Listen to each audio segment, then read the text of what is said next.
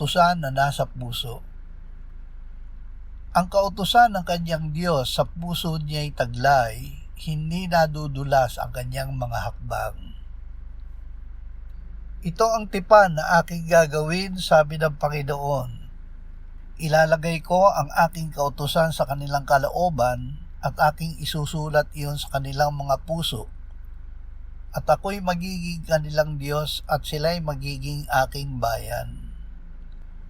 Iningatan ko ang iyong salita sa aking puso upang huwag akong magkasala laban sa iyo.